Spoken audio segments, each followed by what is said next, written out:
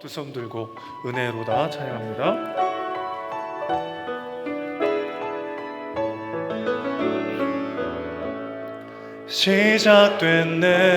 시작됐네 우리 주님의 능력이 나의 삶을 다스리고 새롭게 하네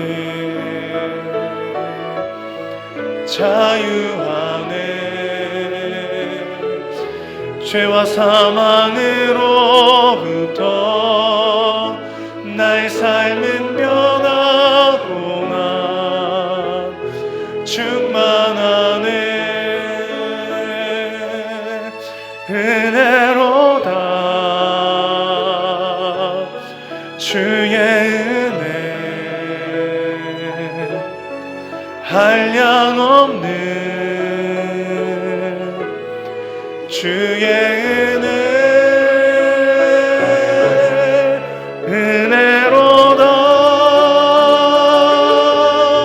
주의 은혜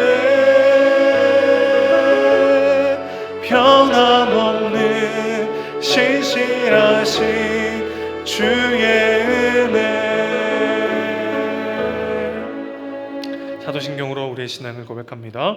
전능하사 천지를 만드신 하나님 아버지를 내가 믿사오며 그 외아들 우리 주 예수 그리스도를 믿사오니 이는 성령으로 잉태하사 동정녀 마리아에게 나시고 본디오 빌라도에게 고난을 받으사 십자가에 못 박혀 죽으시고 장사한 지 사흘 만에 죽은 자 가운데서 다시 살아나시며 하늘에 오르사 전능하신 하느님 우편에 앉아 계시다가 저리로서 산 자와 죽은 자를 심판하러 오시리라. 성령을 믿사오며 거룩한 공예와 성도가 서로 교통하는 것과 죄를 사하여 주시는 것과 몸이 다시 사는 것과 영원히 사는 것을 믿사옵나이다. 아멘. 자리에 앉으셔서 찬송가 461장 찬양합니다.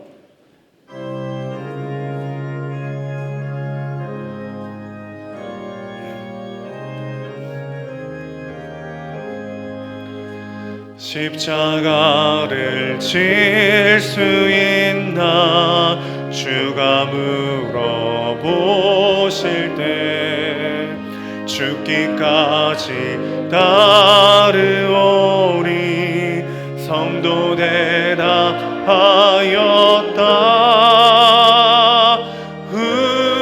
우리의 심령 주의 것이니 주님의 형상 만드소서. 주 인도 따라 살아갈 동안 사랑과 충성 늘 바치오리다. 너는 기억하고 있나 구원받은 강도를 그가 회개하였을 때 낙원 허락받았다.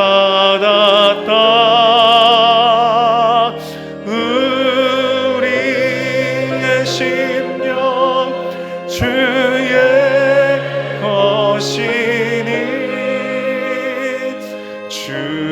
주님의 형상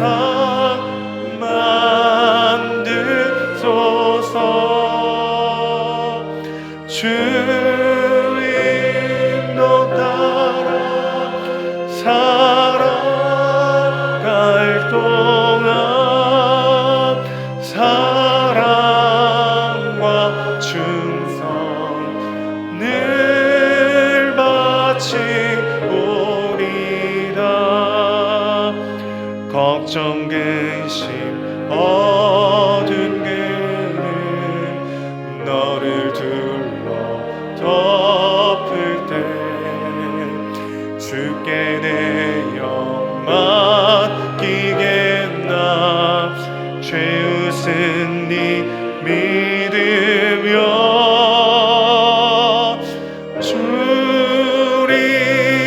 심령 주의 것이니 주님의 형상 만드소서.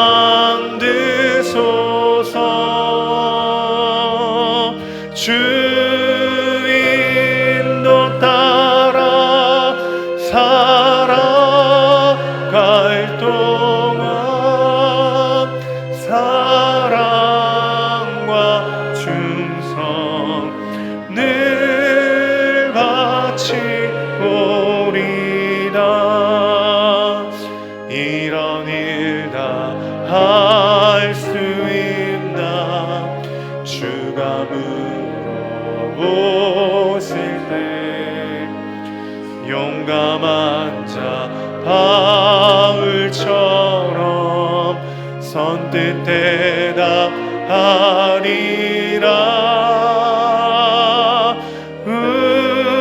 우리의 심령 주의 것이니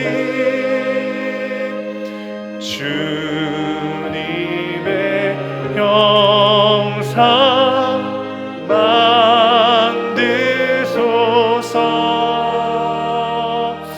주 인도 따라 살아갈 동안 사랑과 충성 늘 바치오리다.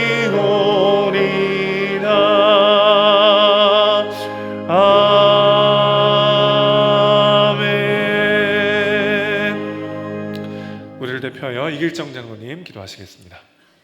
은혜가 풍성한 아버지 하나님, 지난 한 주간도 영으로 함께 하시고 인도하시며 하나님 나라 승리라는 말씀을 주셔서 그 말씀 붙잡고 살아가게 하심을 감사합니다. 믿음의 분량대로 삶의 작은 영역부터 사단의 권세가 무너지고 하나님 나라가 세워지는 영적 전투 현장에 승리하게 하옵소서. 이 시간 독생자 예수 그리스도의 보혈에 의지하여 하나님께 나아갑니다.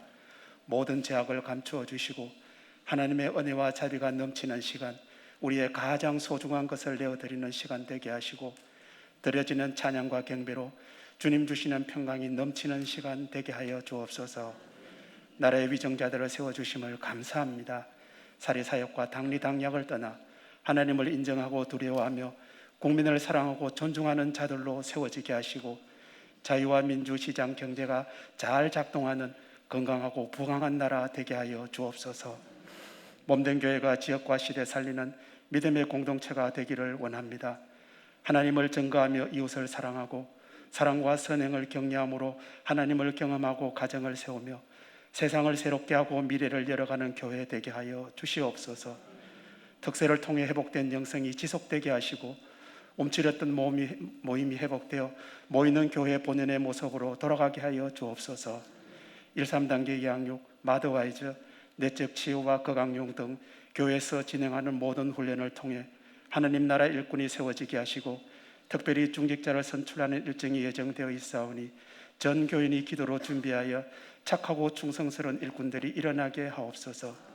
온마음 다해 예배하는 중에 모든 상처와 연약함이 떠나가고 막혀있던 문제가 해결되어 즐겁고 기쁜 마음으로 또 한 주간 살아가게 하옵소서. 김종윤 정영기 선교사님과 가족들, 동역자들 지켜주시고 그 사역 현장 위에 함께하여 주옵소서. 사랑하시는 목사님 성령의 능력으로 더딥혀 주시고 말씀을 받는 저희들 그 말씀 붙들고 기도함으로 가정과 삶의 현장 살리게 하시며 섬기는 손길들 기억하여 주옵소서. 감사하며 이 모든 것 왕 되신 주 예수 그리스도 이름으로 기도합니다. 아멘.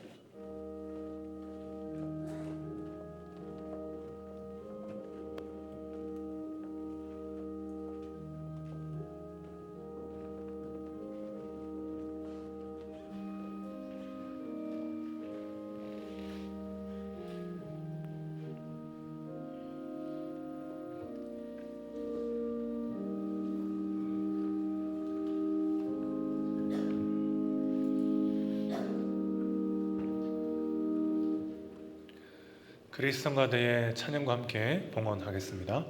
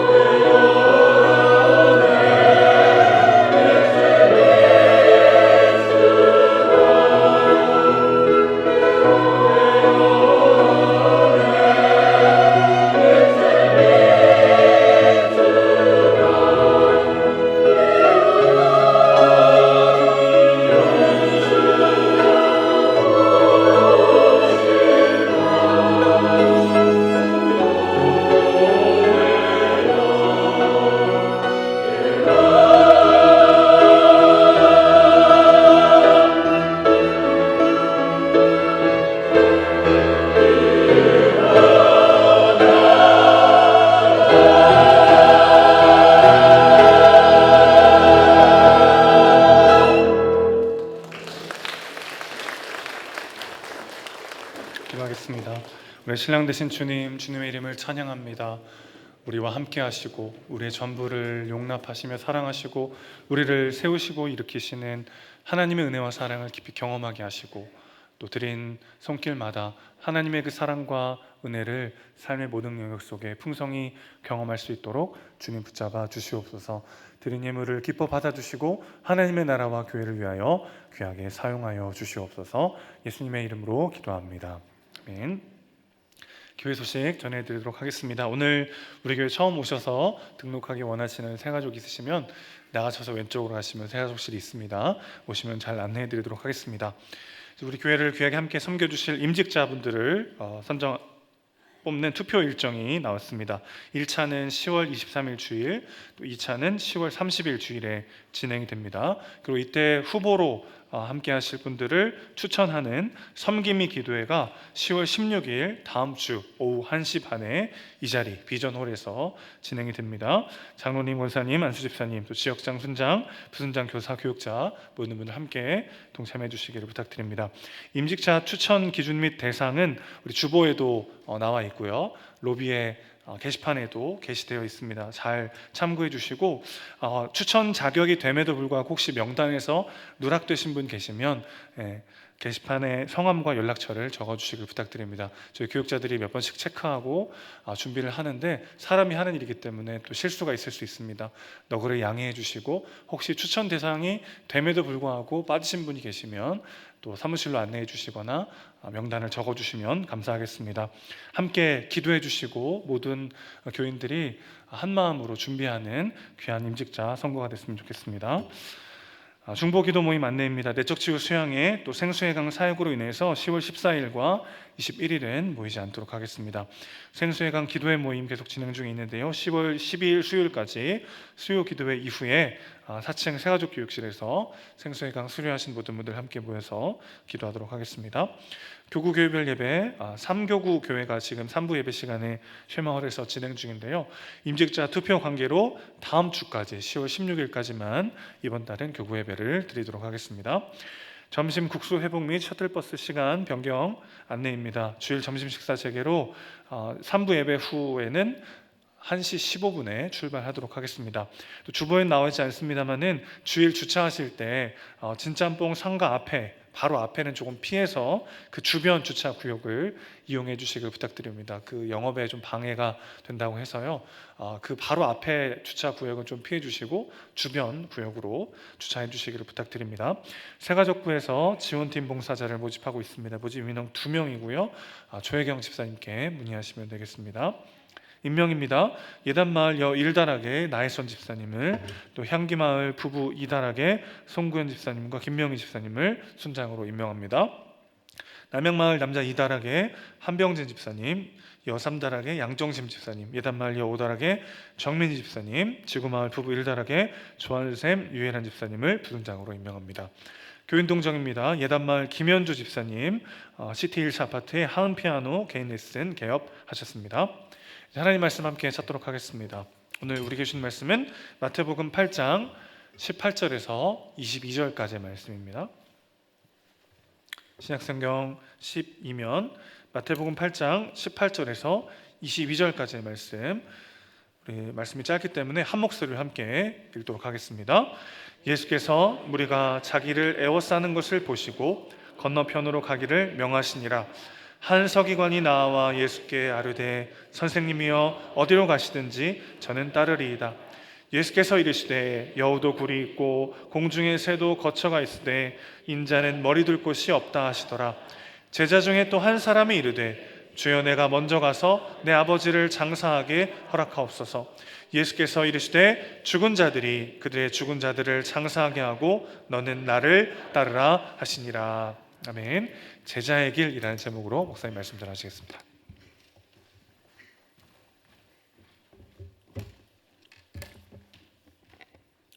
우리 아이들이 아주 어릴 때 춘천에 있는 남이섬에 우리 가족들이 같이 놀러 간 적이 있습니다.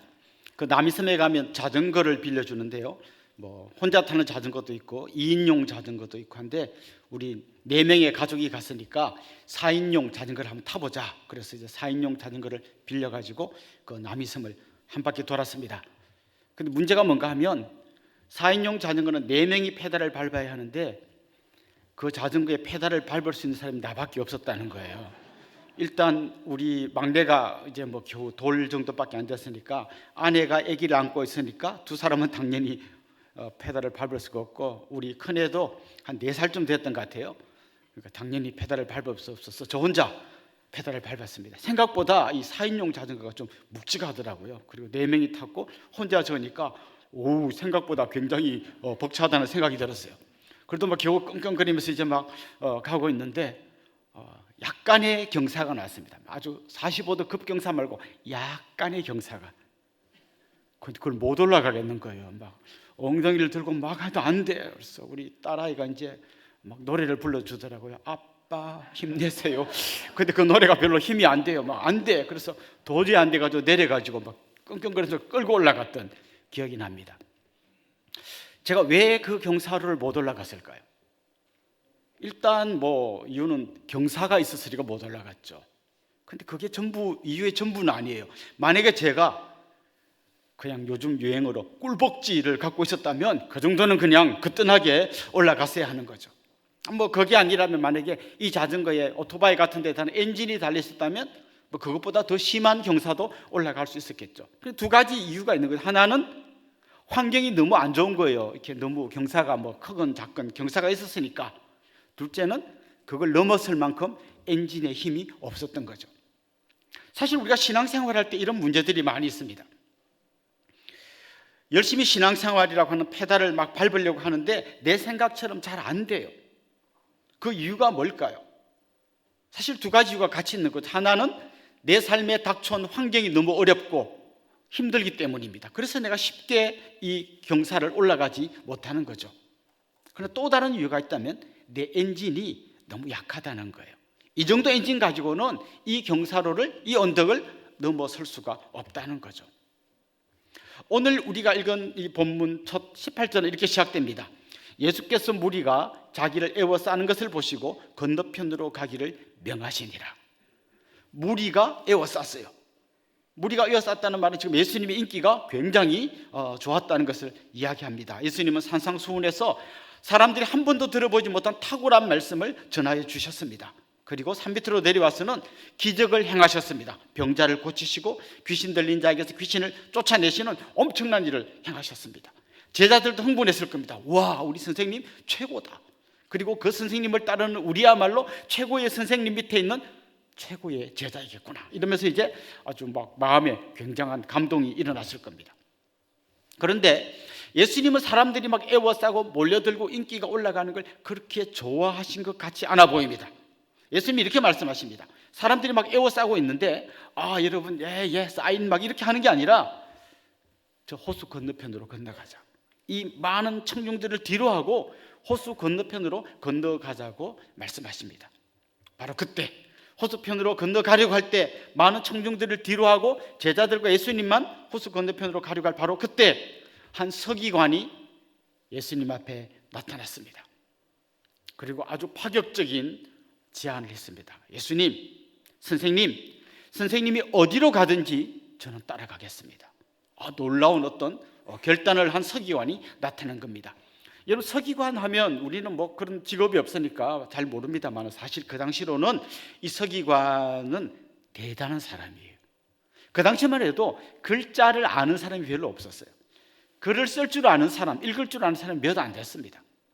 당연히 읽을 책도 없고 뭐 글자를 읽을 필요도 잘 못 느낄 그런 때이죠. 그런데 이 서기관들은 어떤 사람인가 하면 성경을 필사하는 사람이었어요. 인쇄할 수 있는 인쇄술이 아직 발명되기 전이었기 때문에 성경 한 권을 다시 만들려면 한자 한자를 다 손으로 적는 사람이 필요했어요. 그 당시 구약 성경 여러분 이 전체를 필사하려면 얼마나 많은 노력이 드는지 아시겠죠? 그 필사할 때 그냥 뭐 볼펜으로 다 하는 게 아니라 붓에다가 뭐 먹을 묻혀가지고 한자를 적고 붓을 씻어요. 깨끗하게 한 다음에 다시 먹을 묻혀서 또 한자를 적고 이런 식으로 하는 거예요. 하다가 중간에 틀리잖아요. 그러면 지우고 하는 게 아니라 처음부터 다시.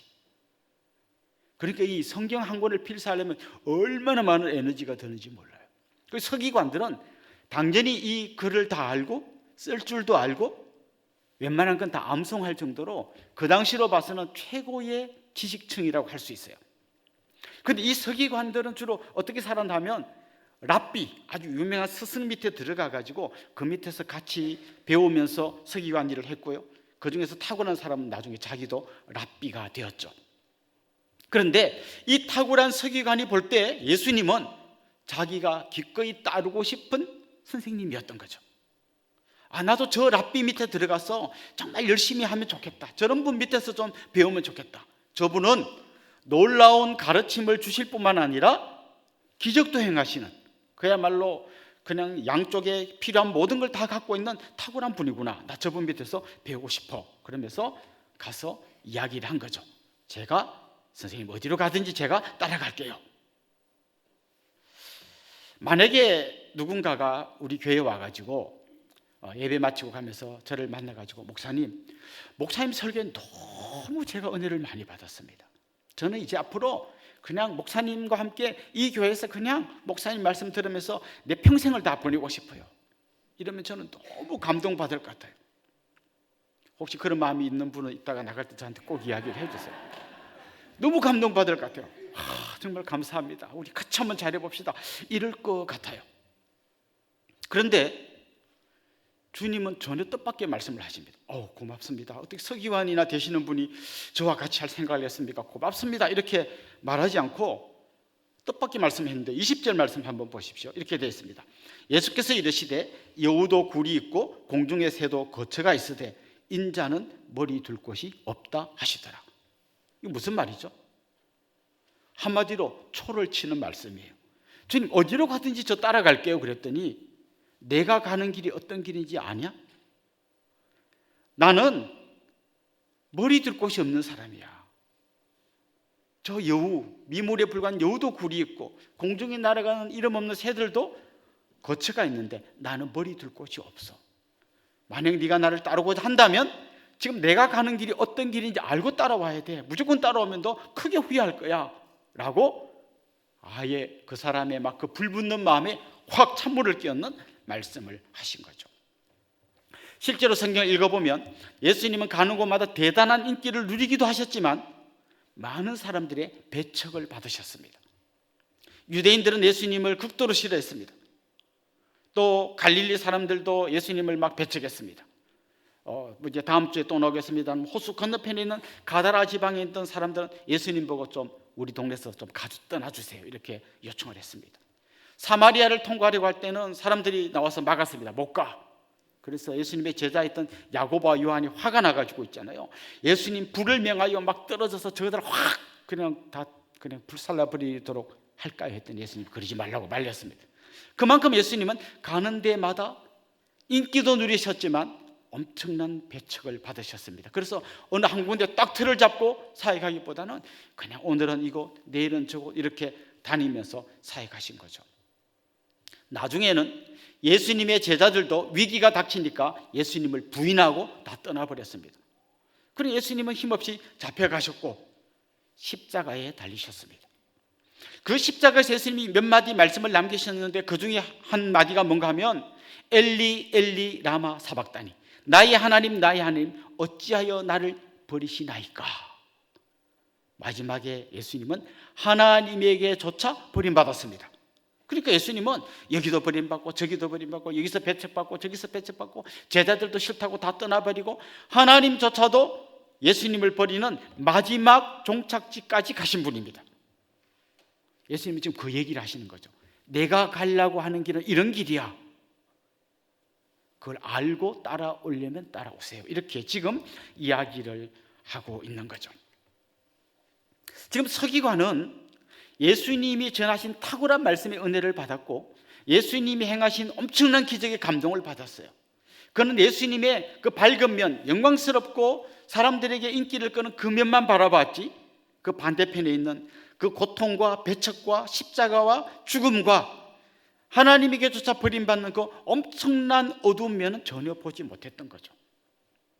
그런데 사실 주님의 제자가 되려고 하면 이 두 가지를 같이 볼 수 있어야 하는 거죠. 그런데 특별히 사람들이 놓치기 쉬운 면이 뭔가 하면 이 십자가의 길, 어두운 길, 고난의 길, 죽음의 길을 잘 보지 못하는 거죠. No cross, no crown. 십자가 없이는 영광도 없다라고 하나 유명한 격언이 있습니다. 우리는 영광을 바라보지만 십자가를 생각하지 못할 때가 너무 많이 있다는 거죠. 사실 세상의 방식은 안 좋은 거는 다 숨기고 좋은 것만 얘기합니다. 뭐 물건 같은 거 살 때 있잖아요. 막 이걸 먹으면 막 병이 다 낫고 오만 좋은 일을 하고요.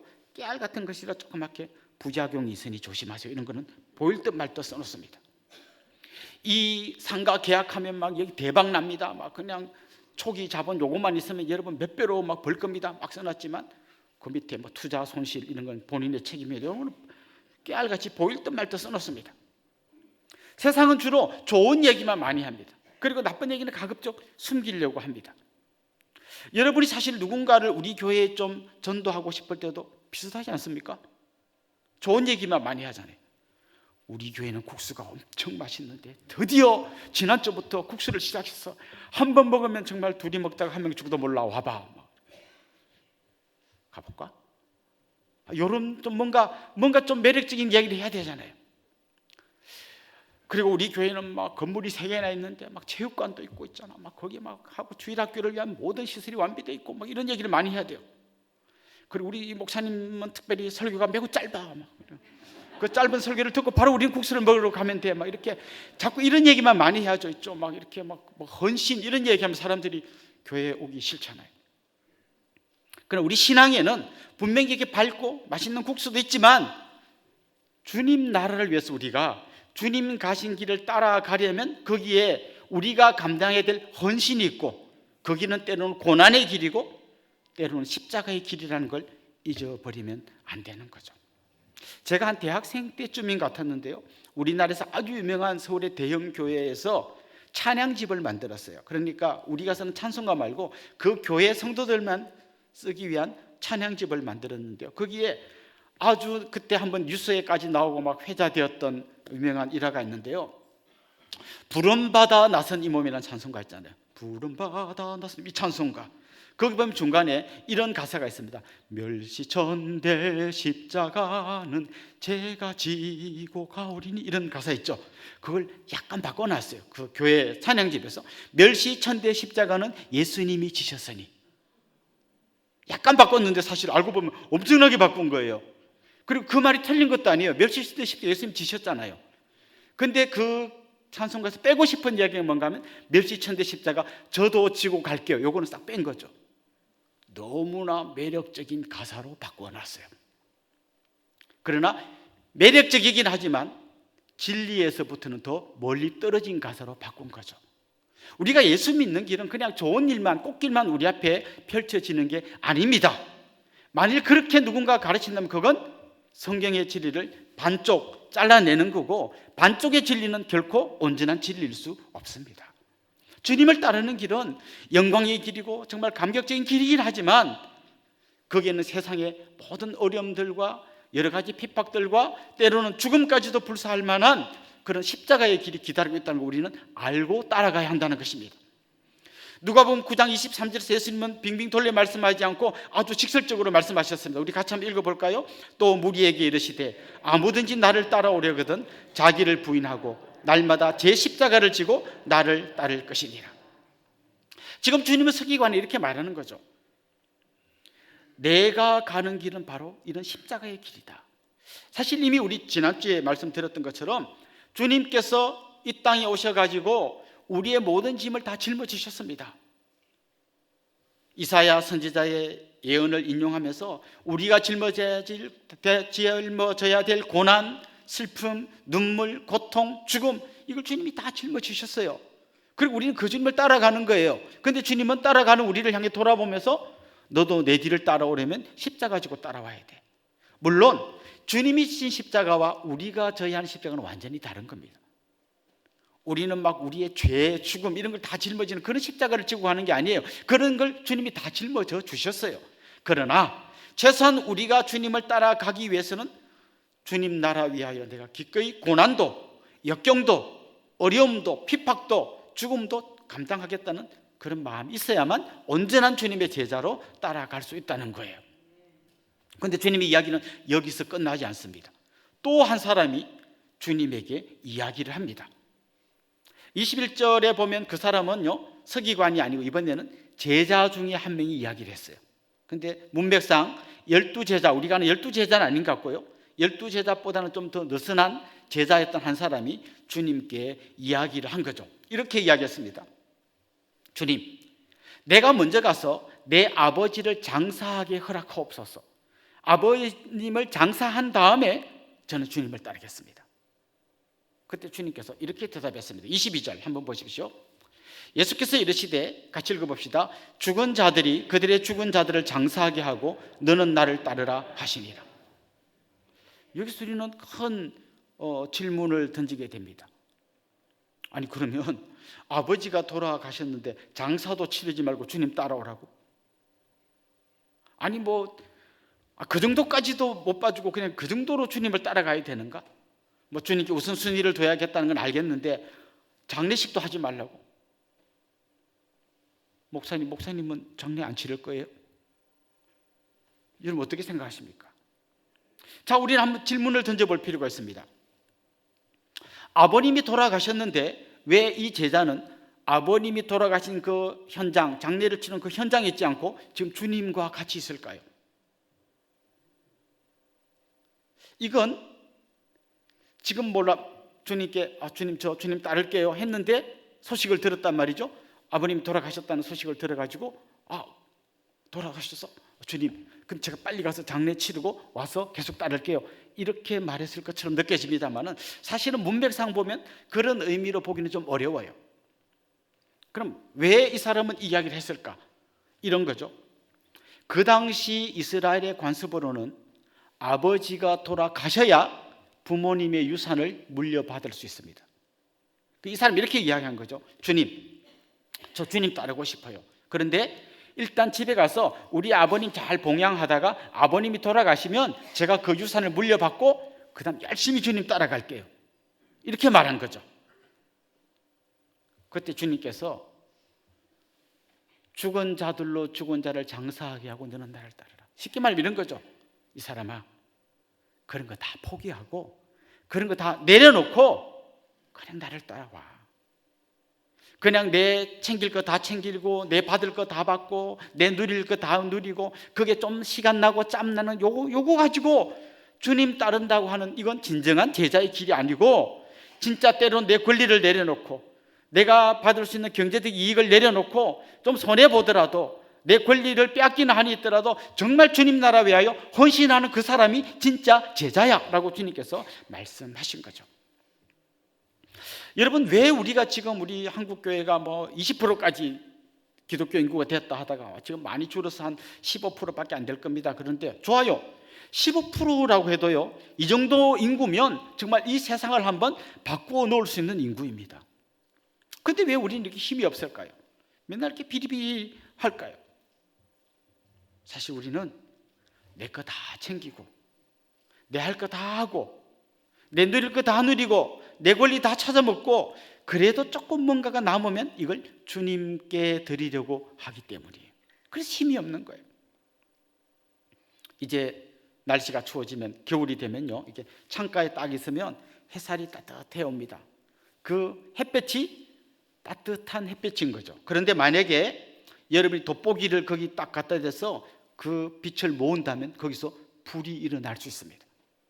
왜 우리의 삶에서 이런 불이 일어나지 않는가? 왜 우리는 늘 밍밍한가? 맨날 그게 그건가? 그러니까 따뜻한 신앙생활을 하는 거예요. 먹고 싶은 거 먹고 하고 싶은 거 하고 누리고 싶은 거 누리고 갖고 싶은 거 갖고 그냥 내 경제적인 필요 다 채우고 우리 집에 필요한 거 다 하고 욕심나고 약간 시간 남으면 그걸 주님을 위해서 쓸까 말까? 놀까 쓸까? 이 정도밖에 헌신하지 않기 때문에 거기서는 어떤 역사가 일어나지 않는 거예요. 지금 주님께서 이 제자에게 한 말씀, 이 말씀은 굉장히 급진적인 제자도를 요구하신 거예요. 그런 대충 그냥 여러 가지 중에 하나가 아니라 정말 가장 우선순위를, 가장 중요한 것을 주님 앞에 드리기 위해서 나머지 모든 것을 내려놓을 수 있는 결단이 필요하다는 것을 이야기한 거죠. 저는 이전에 그 운동권 학생들에게 들은 이야기가 굉장히 충격적이었어요. 공산주의에서는 전 인민의 3%가 골수 공산당원이 되면 공산혁명이 가능하다고 이야기한대요. 30% 아니고 3%만 되면 그 3%의 인구가 공산혁명을 가능하게 만든대요. 그런데 그 3%는 어떤 3%여야 하는가? 4가지 조건이 있는데요. 첫째는 total belief, 철저하게 믿는 거예요. 이 공산주의가 되면 지상 낙원이 온다는 걸 그냥 자다가 찔러도 그렇게 말할 수 있는 철저한 신념을 갖고 있어야 되는 거죠. 두 번째는 토탈 디스플린, 철저하게 훈련되어 있어야 된다는 거예요. 그냥 말로만 하는 게 아니라 그렇게 훈련되어 있어야 한다는 거예요. 세 번째는 토탈 커미트먼트, 철저한 헌신, 그 일을 위해서 자기 인생을 바쳐야 된다는 거죠. 네 번째는 토탈 액션, 철저한 행동. 이렇게 철저하게 믿고 철저하게 훈련받고 철저하게 헌신하고 철저하게 행동할 때 그런 사람 3%만 있으면 공산혁명도 일어난다는 거예요. 그럼 우리 15%의 기독교 인구를 갖고도 아무 힘도 없는 이유는 우리의 신념이나 우리의 훈련이나 우리의 헌신이나 우리의 행동이 그렇게 철저하지 않기 때문이라는 거예요. 너무나 조금, 너무나 약한 헌신, 너무나 조금밖에 안 되는 행동, 이런 걸로는 이 사회를 변화시킬 아무런 힘도 능력도 없다는 거예요. 한 몇 달 전에 제 친구 딸이 미국에서 결혼을 했어요. 그럼 미국에서 결혼하니까 가보지는 못하고 그냥 축하한다고 하고 말았는데, 이제 한국에 와가지고 대신 우리 친구들 한번 초청해서 그때 결혼식 그 동영상을 같이 한번 봤어요. 봤는데 교회에서 결혼식을 하는데 너무 한마디로 너무 은혜스러운 거예요. 그래서 미국에서는 저런 식으로 결혼식을 하나 보다 그랬더니 미국의 결혼식 풍경이 아니라 그 교회의 결혼식 풍경이라는 거예요. 그 교회만이 하는 어떤 결혼식 예식이 있다는 거예요.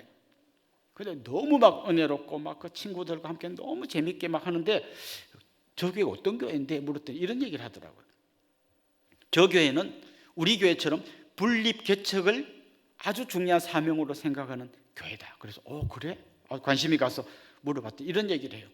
주로 어디다 개척을 하냐면 대학교에 교회를 세우고 그 대학생들을 집중적으로 전도하는 일을 하는 교회라는 거예요. 그래서 만약에 어느 대학에 새로운 교회를 개척한다고 하면 한 20가정 정도를 파송한대요. 그럼 이 20가정이 그 대학 주변에다 다 집을 얻고 거기서 대학생들을 자기 집에 초대해서 밥을 먹이고 같이 성경 공부하고 이래가지고 교회를 개척해 간다는 거예요.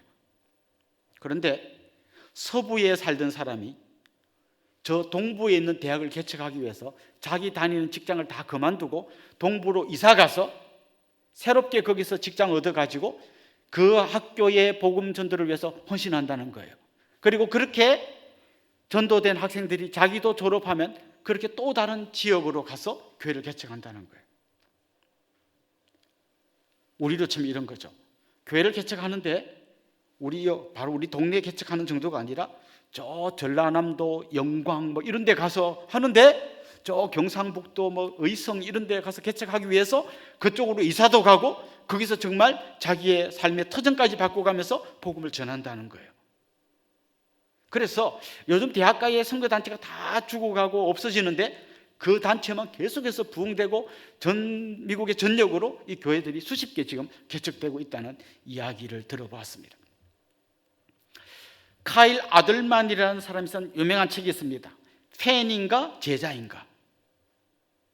여러분, 예수 그리스도를 보고 막 열광하고 좋아요 예수님 하는 팬인가, 팬클럽의 회원인가, 아니면 정말 주님 나라 위하여 내 모든 걸 포기하고 따라갈 수 있는 제자인가 라고 하는 질문을 던지는 책입니다.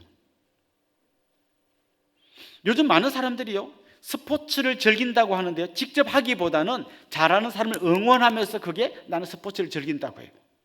막 손흥민 선수 막 몇 골 넣었는지, 누구랑 뭐 했는지, 누구에게 패스했는지를 다 빼고 있고 막 그걸 새벽에 일어나서 다 보고 막 나는 열렬한 축구 팬입니다 하지만 실제로 자기는 운동장에 가서 뛰지 않는 사람들의 이야기인 거죠.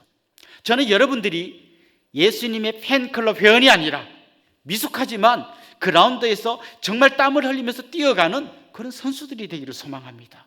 주님이 원하는 삶이 바로 그런 삶인 거죠.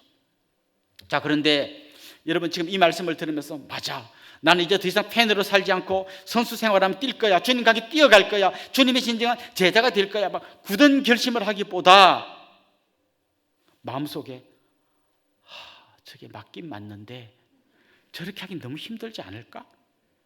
난 아직 좀 내 걸 좀 더 찾아 먹을 게 많은데 이걸 다 내려놓기는, 지금 내려놓기는 좀 아깝지 않을까? 좀 나도 한 80쯤 돼서 더 이상 인생에 뭐 내가 재밌는 거 찾기 싫을 그때쯤 가서 그때 내 인생을 주님께 바치면 안 될까? 이런 생각을 하게 되는 거죠. 물론 주님은 죽은 자들을 장사하게 하고 지금 나를 따르라고 말씀하지만 알겠는데 일단 그래도 제가 할 일은 하고 올게요, 이렇게 말하고 싶지 않습니까?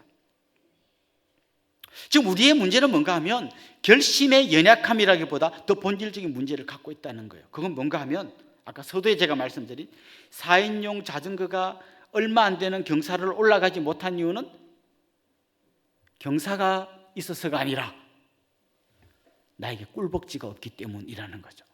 경사가 있어서가 아니라 내 엔진에 불이 꺼져 있기 때문이라는 거죠. 우리가 주님 나라 위하여 내 삶을 다 드리지 못하는 이유는 그게 너무 힘들어서가 아니라 더 정확하게 말하면 내 심장에 은혜의 감격이라고 하는 불이 꺼져버렸기 때문이라는 거예요.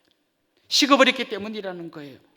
그래서 우리에게 진짜 필요한 거는 내가 기어이 주님을 따르리라고 하는 결심 이전에 식어버린 내 가슴에 불을 다시 붙이는 거라는 거예요.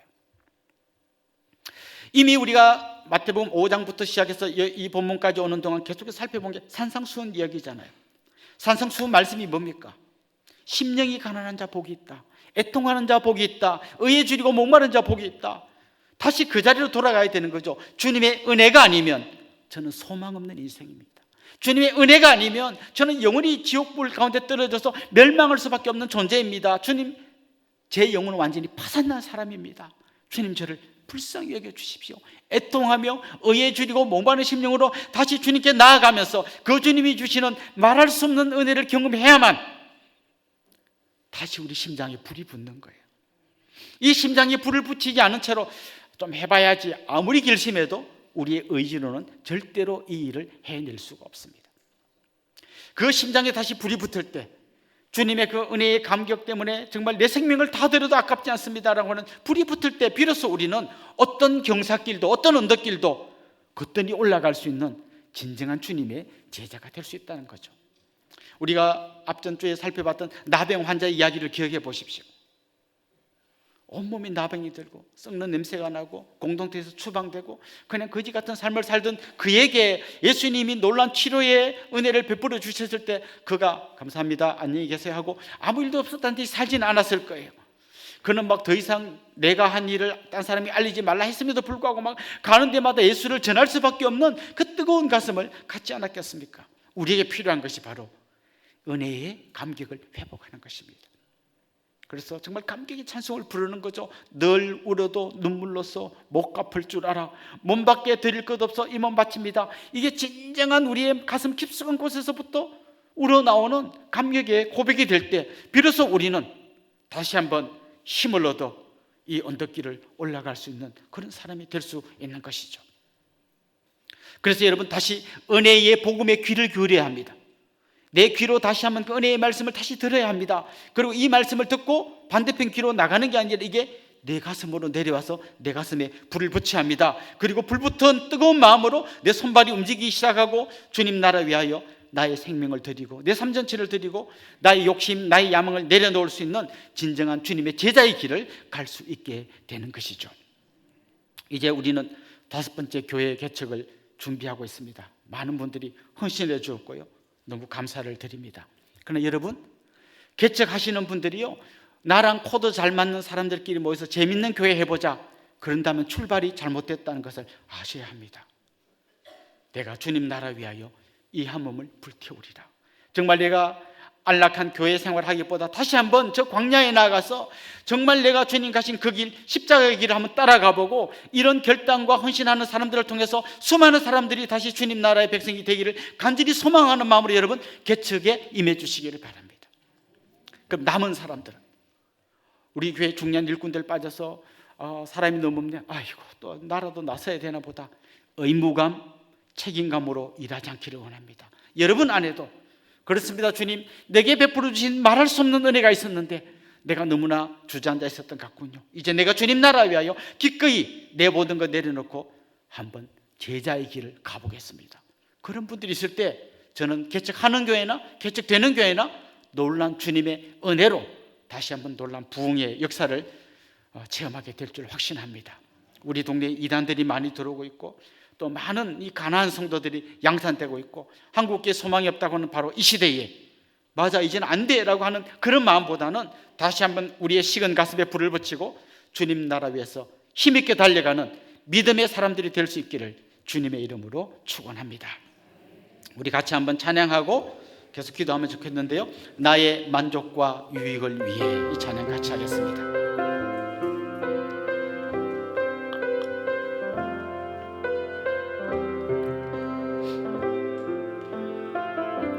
나의 만족과 유익을 위해 가지려 했던 세상 일들 이젠 모두 다 해로 여기고 주님을 위해 다 버리네. 내 안에 가장 귀한 것 주님을 알미라. 모든 것 되시며 의와 기쁨 되신 주 사랑합니다.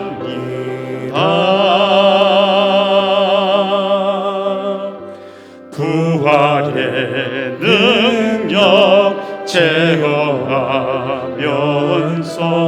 주의 고난에 동참하고 주의 죽으심 본을 받아서 그의 생명에 참여하네. 내 안에 가장 귀한 것 주님을 알미라. 모든 것 되시며 의와 기쁨 되신 주 사랑합니다.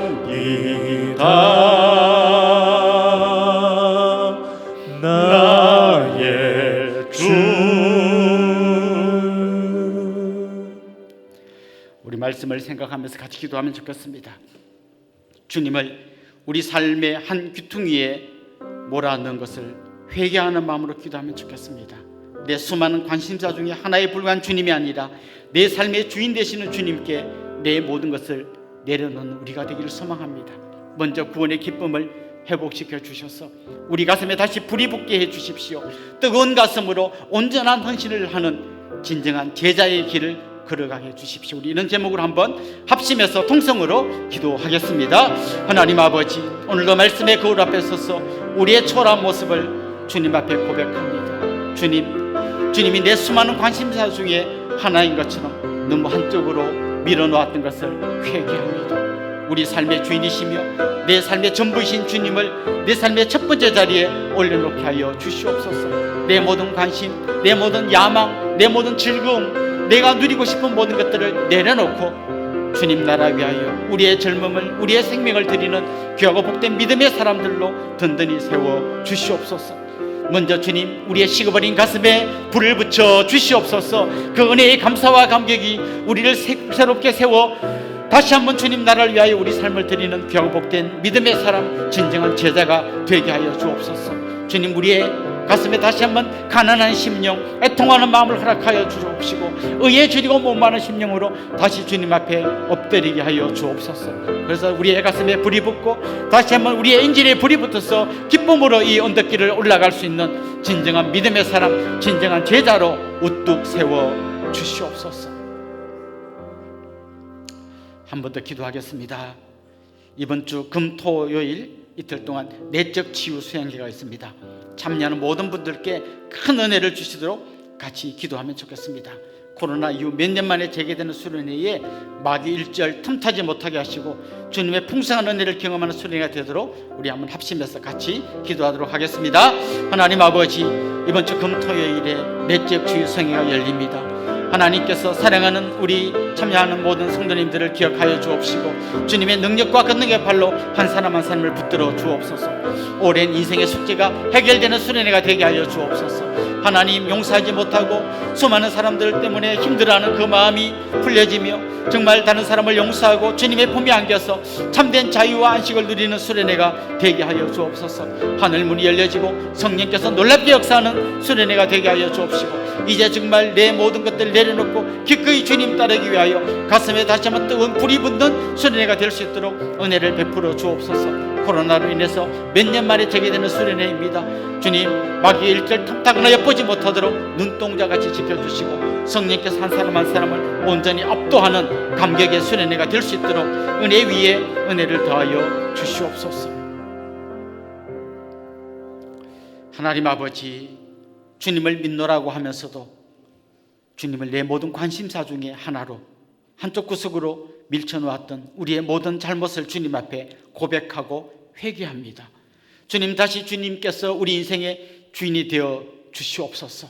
내 야망, 내 즐거움, 내가 하고 싶은 것들을 내려놓고 기꺼이 주님을 따르는 제자의 길을 가게 하옵시고 먼저 우리 가슴에 식어버린 엔진에 다시 불을 붙여 주시옵소서. 그 구원의 은혜와 감격이 다시 한번 우리를 새롭게 하게 하여 주시고 그 감격으로 기꺼이 달려가는 진정한 주님의 제자가 되게 하여 주옵소서.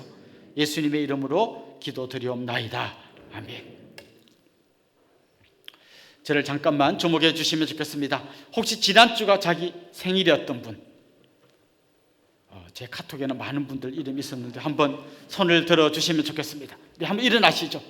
우리 이분들 주님의 이름으로 환영하고 축복하면 좋겠습니다. 결혼기념일 그런 분도 일어나시고요. 새로 오신 분 그런 분도 한번 자리에서 일어납시다. 아주 먼 옛날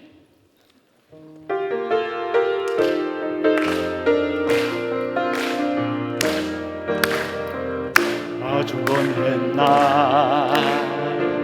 하늘에서 당신을 향한 계획 있었죠. 하나님께서 알아보시고 좋았더라고 말씀하셨네.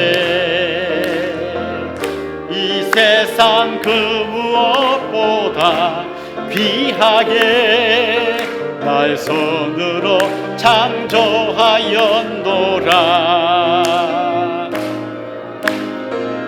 내가 너로 인하여 기뻐하노라. 내가 너를 사랑하노라. 사랑합니다. 축복합니다. 사랑해요.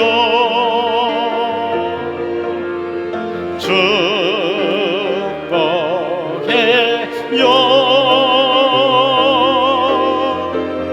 당신의 마음에 우리의 사랑을 모아드립시다. 사랑을 드려요. 사랑합니다. 축복합니다. 저 사청에도 또 축하받으실 분이 계셨네요. 우리 이분들 주님의 이름으로 사랑하고 축복합니다. 오늘 처음 나오신 분들은 나가시다가 왼쪽에 있는 새가족실에 들려주시면 저희들이 잘 안내하고 섬겨드리도록 하겠습니다. 이제 우리 자리에서 한번 다 일어납시다. 배송 같이 부르고 축도로 예배를 마치도록 하겠습니다.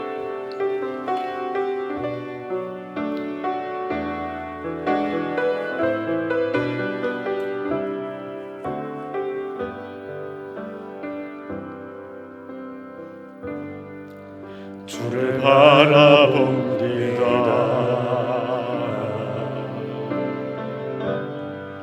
십자가 나를 구원하시고 자녀 삼아 주신 은혜 놀라운 은혜 기쁨과 감격으로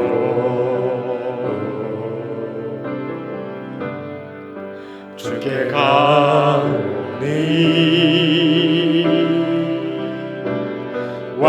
온전한 순종으로 이루신 사랑 그 은혜로 덮으소서. 십자가 사랑 가운데 우리 내리고 충만하신 사랑에 늘 거하며 서로 보듬고 돌아보며 복음으로 살아가리. 그 복음을 살아내리. 그 복음을 살아내리.